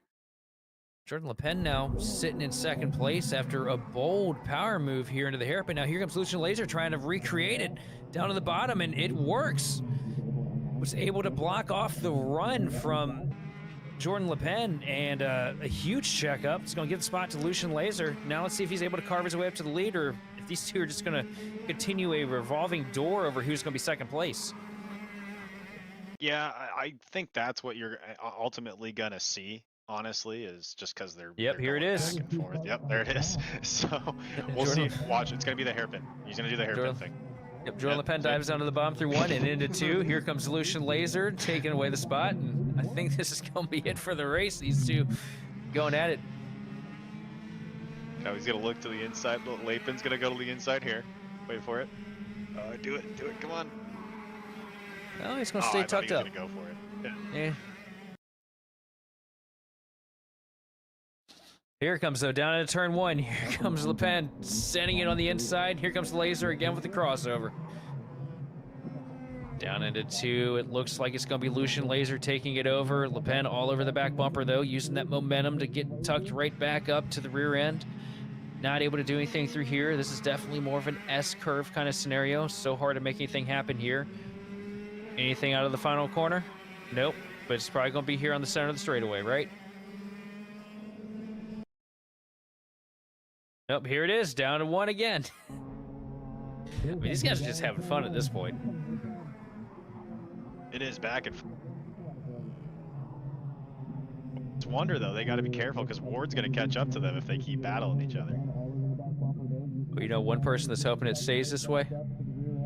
Galen, but I mean, that's... Absolutely. I mean, really, that's a kind of a moot point here now. I mean, they've already checked out. Yeah, Mason Galen nursing a very comfortable near 7-second lead over the rest of the pack right now as we continue going to blows. As another slide job down to the inside here, and this time it's going to be Jordan LePen sealing the deal. But here comes Lucian Laser in a corner we haven't seen any passing in yet today. Going to just steal it away, but LePen down to the inside again in the closing corners. Oh man, that's awesome. I just love this, just going back and forth, back and forth, back and forth. I mean, if you're going to be second and third, and you got 4 minutes left to race, you might as well make it entertaining for the last 4 minutes. I think what it is they know that every time they make a move that our voices go up an octave. As here we go again, down to the inside is Lucian Laser. Oh, and LePen tries to close it off, not able to. Now looking to the top, looking to the bottom, and he's falling into the hands of Ward, but Ward, a little bit of contact, goes off into the grass. But here comes LePen back to the rear bumper of Lucian Laser into the final corner and has sent it down to the inside here at the start-finish line. And LePen is going to take over second place for this lap, but this battle is far from over. That's unfortunate for Ward too, because they did everything right to get back into that. Just tried to be a little too aggressive at the wrong moment there. Just tapped the right rear of a Laser there and really got the worst Oh, end of it. Really, that was a upset the bad front end corner. hard. Yeah. That was a bad corner for Le Pen. Almost went off the track a little bit. Loses a little bit of time to Lucian Laser. Lucian going to close in the gap ever so slightly here at the line. But not enough to make a move this time.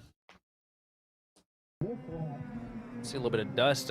Looks like Le Pen using all of the track limits to his advantage. Catches the dirt ever so slightly. Getting all the runoff angle. Kind of calmed down for now, I think. A little bit of contact to Laser, maybe settled down a little bit. Maybe they didn't realize their back and forth was letting Ward get back into it until he was there. You know what I mean? So.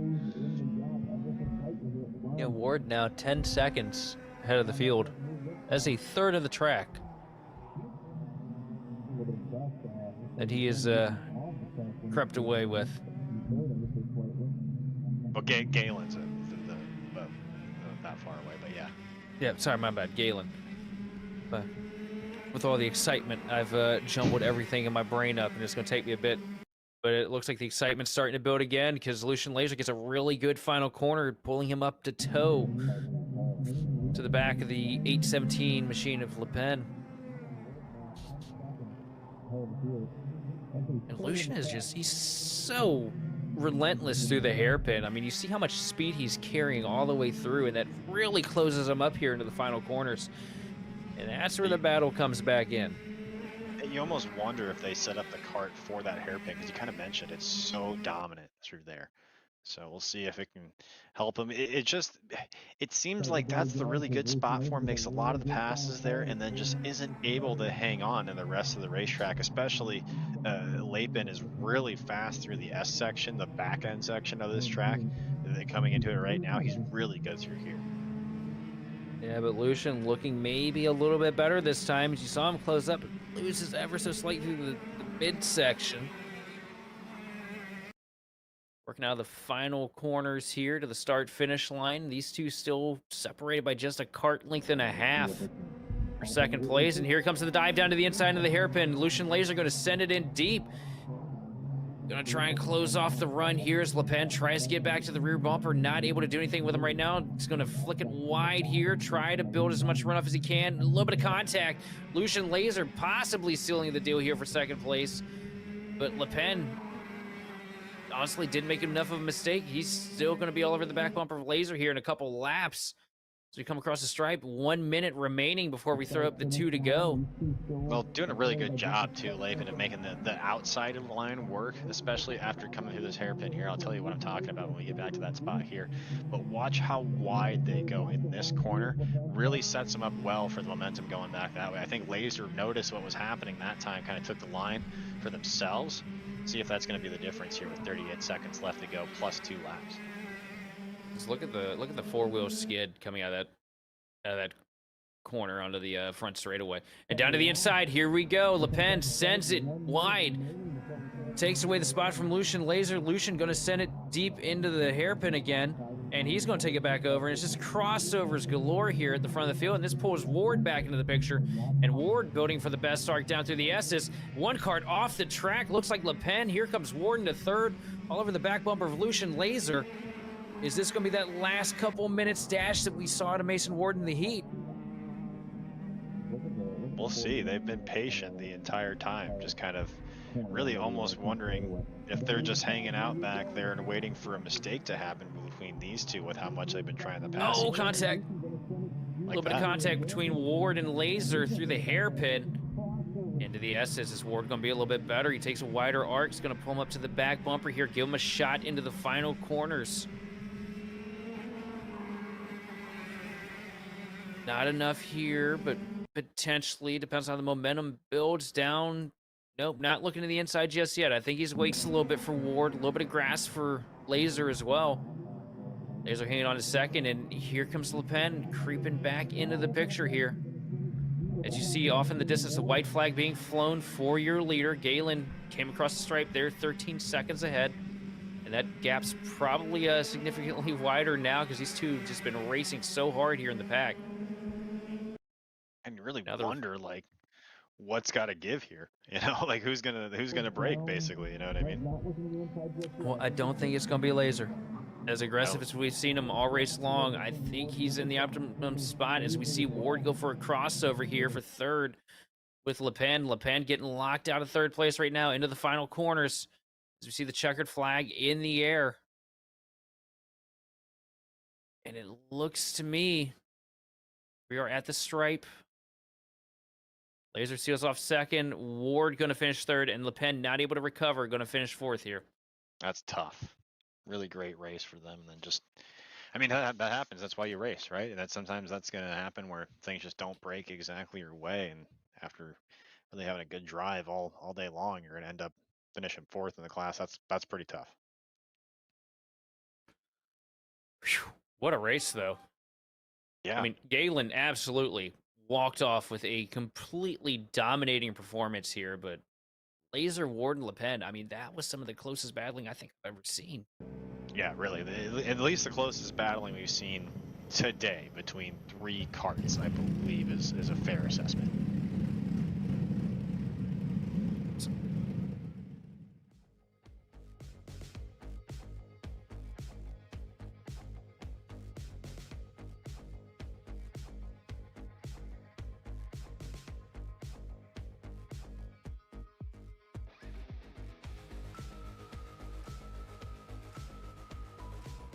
To take to the track here. Been checking the weather radar as we go through the day. Nothing within the realm of the greater Indianapolis area right now. I don't see anything any farther to the west as well. So far so good, but really, I mean, what we're going to be worried about is it's going to be like those like pop-up storms, you know, like just kind of come out of nowhere. That's going to be the real concern as we go later into the evening.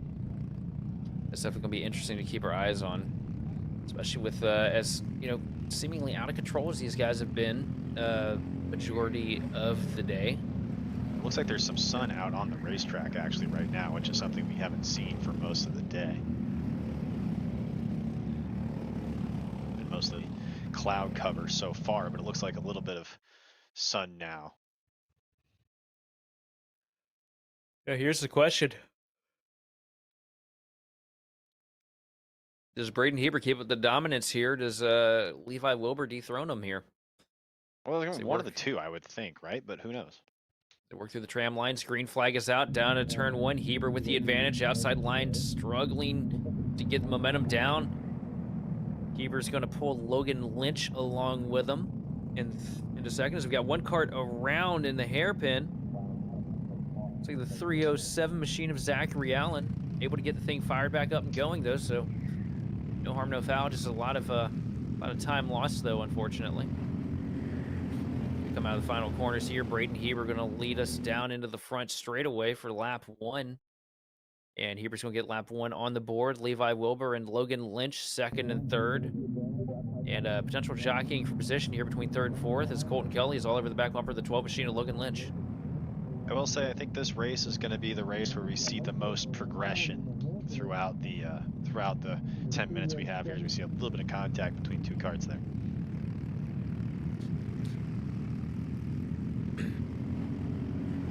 Ethan Williams also sitting back there in fourth spot. Pretty reminiscent, or fifth spot. Everything pretty reminiscent right now to how the heats were stacking up earlier. There's no big changes up here at the front of the pack. And move down to the inside. Down to the hairpin, a little bit of contact there. This is the battle for third place. And it looks like the 38 machine of Colton Kelly going to take over the spot from Logan Lynch. It's a long ways to go, though, for him to get to the back bumper of Levi Wilbur, then ultimately Braden Heber. Heber, last lap, crossed the line, was 0.8 of a second. And this lap, same story. It's Levi Wilbur still sitting 8.9 back, or sorry, 0.89 back.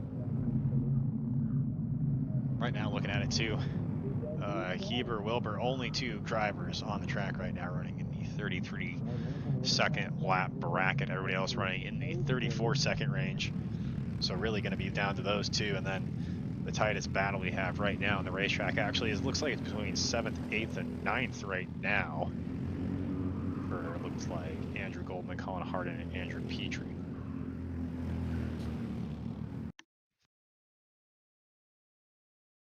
We're across the line now. 7 minutes and 30 seconds remaining on the board here. This battle right here, it ain't over yet. Oh, and it's going to continue to not be over. So no, I think we're going to get a second first, same as the first, as opposed compared to the last race where the real battle's going to be for that third, fourth spot all race long. 32-second lap time for Brandon Heber last time around, so that's the only driver so far that's been in the 32-second range. Levi Wilbur really close though with a 35.1. Or sorry, 33.1, excuse me. Well, Heber doing what he does best. Well, that was the last lap too. Yeah, so he's just getting quicker. Yeah. It ain't over.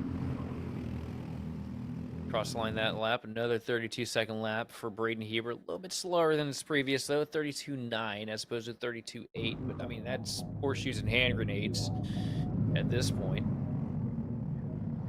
Shout out to Ethan Williams right now, up 3 spots into the podium position right now. He's going to have to do some work to keep that spot away from Colton Kelly. That's actually the battle you see right now on your screen. But trying to do all they can to stay in the top 3 after fighting to get there. 6th position. I'll tell you, Colton Kelly having a pretty good day, you know, just sitting around that top 3 range. Just like that in the heat, like that here in the race too. These are the good quiet days. You go out there and you learn something, you build something, you know, off of finishes like this and runs like this. You're up there with, you know, some of the best that are at the circuit, and you just get to sponge in as much information as you possibly can. And, you know, sitting in 4th place, you know, it's not like you have a win that you could possibly throw away. Go out there and make different lines. Try to find speed, different ways in which you're necessarily used to. And see if there's, you know, something else just sitting on the edge of the table that you didn't notice.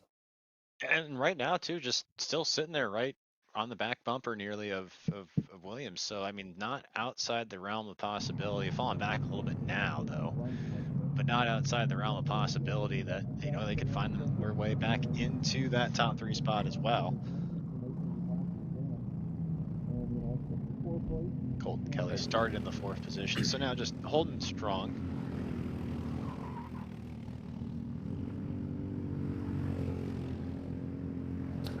Yeah, everybody just kind of separating themselves out from each other now here as we work our way deeper into the final. For the 206 lights.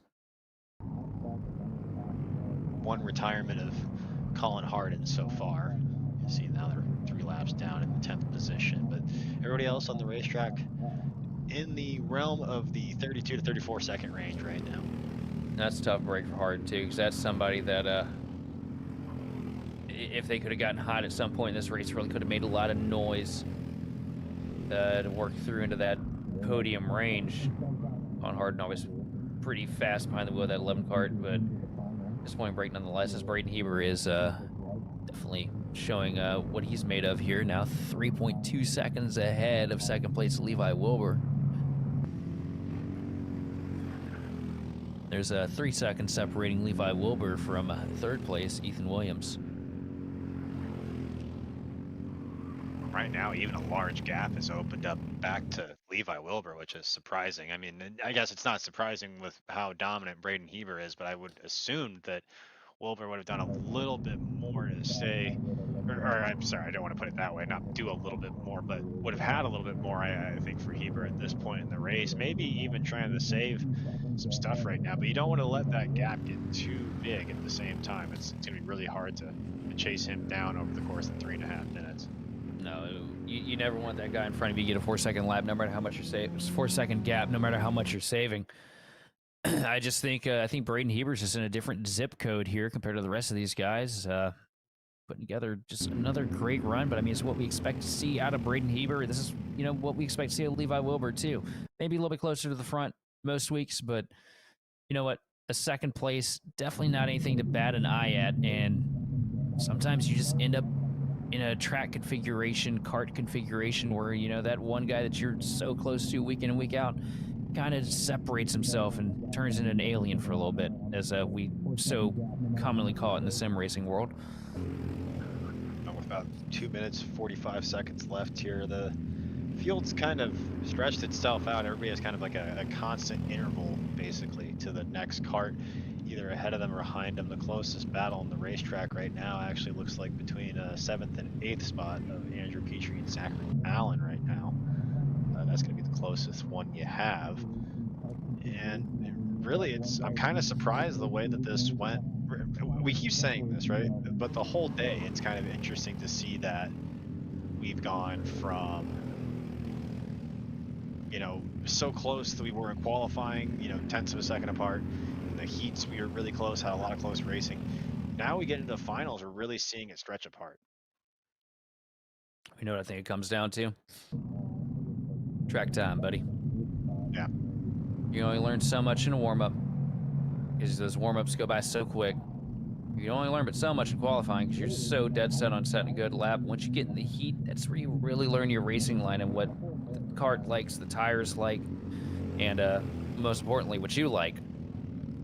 And it's just a battle of trial and error, and I think that everybody's tried a bunch of different things, and I think Heber was able to sponge the most information in the limited amount of track time that he had today, and everybody else just kind of hanging on, playing with the status quo, trying not to go out there and experiment too much and make too many mistakes. I mean, we're definitely getting into the closing stages here. Just basically a little over two laps remaining before we take the 2 to go, so 4 laps left on the board here. And I think we're about done and dusted for the most part, as we see Braden Heber running away with it in the blue and lime green machine. Or Dayglow yellow. Only a 5-second advantage now. Oh, that's more of a lime green. That's not Menard's yellow. It stands out, I tell you that. I have seen, by the way we're looking, I have seen at this point at least 3 grills. So, which makes sense. I mean, we're going to lunchtime here shortly at Whiteland Raceway, but I've seen 3 grills so far out on the out by the RVs and everything like that out in the parking lot. So I made you hungry, and this is where we're stuck now. Yeah, pretty much. Oh yeah. So look at 42, Kart of Williams sitting there confidently in 3rd place, trying to make some kind of a route to get to the back bumper of Wilbur here in the closing stages. And it looks like he's putting together some pretty good laps.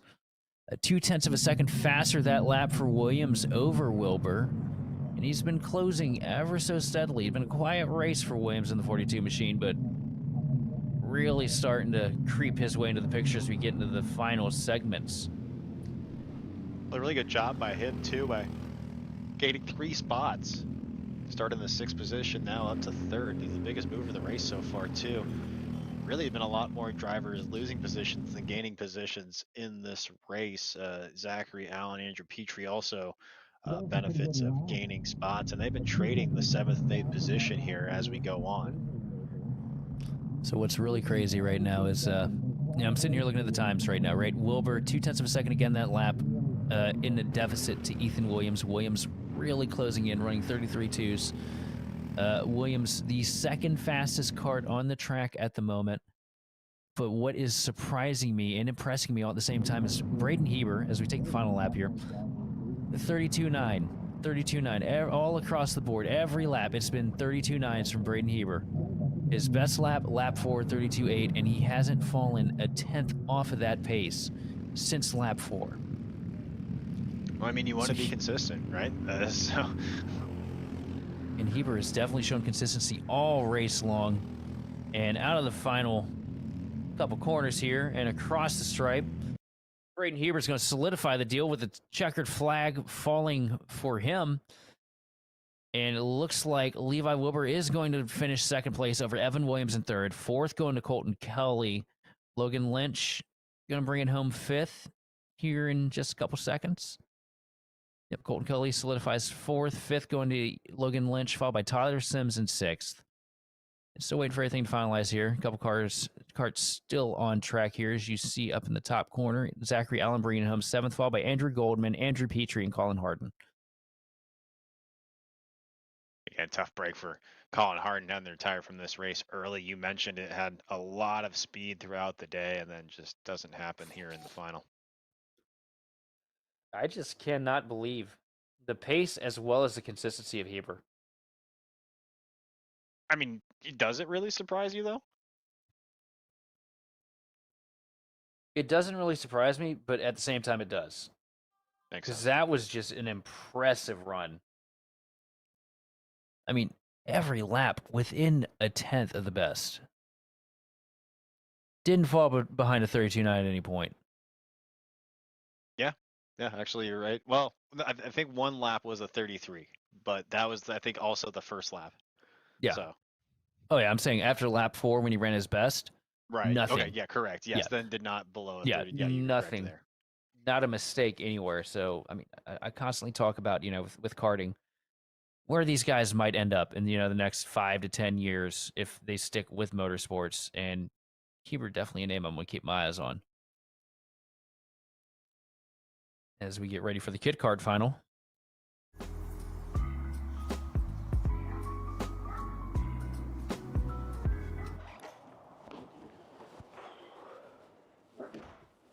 Hey, what's up, Caleb? What's up, Brandon? You sound defeated. A long day at the office? Yeah, got stuck at a cat food marketing meeting for like 3 hours. I don't know a thing about cat food, and I don't even work in marketing. And then I got sent on a coffee run like I was some sort of intern. Then at the end of the day, when I want to go get gas, I just realized everything is so darn expensive nowadays, man. Yeah, you got that right.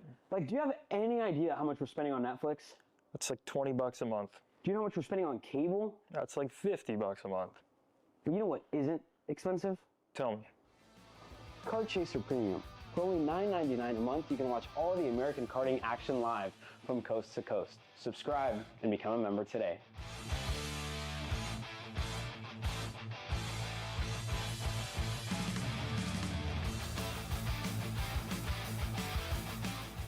Paulie Massimino wins in KA. Paulie Massimino is a winner in OKN Stars. Take your driving to the next level with one-on-one coaching from 2024 OKN Stars champion, Paulie Massimino. Kart rental options are available if you'd like to keep yours at home, and drivers in all classes are welcome, from Briggs 206 to Mini to KA100 and X30. With in-depth data analysis, onboard video footage review, and lead-follow on-track sessions, each private coaching session will see you end as a more complete driver than when you started. Book your coaching session now. This is Henry. Henry feels sad. Henry feels sad because it's time for his next big race and his go-kart is in bits. Henry doesn't know that Acceleration Kart Racing is the United States' #1 shop for all of your karting equipment needs. Henry also doesn't know that Acceleration Kart Racing can deliver anything from tires to race suits and even wheels directly to your front door or to the racetrack itself, quickly and efficiently, with tech support available 6 days a week. Poor Henry doesn't even know that Acceleration Kart Racing offers free shipping to mainland USA on selected product if you spend $200 or more. Do yourself a favor. Go to accelerationkarting.com and make sure that you are never left stuck on the pre-grid with Henry. Be smart and don't be like Henry.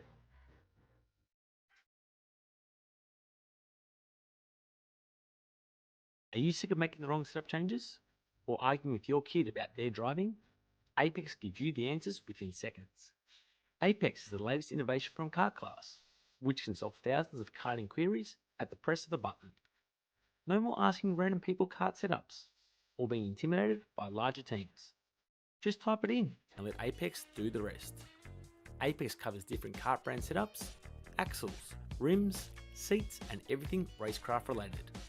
For as little as a can of chain lube, you can learn from over 30 years karting experience in seconds in the palm of your hand.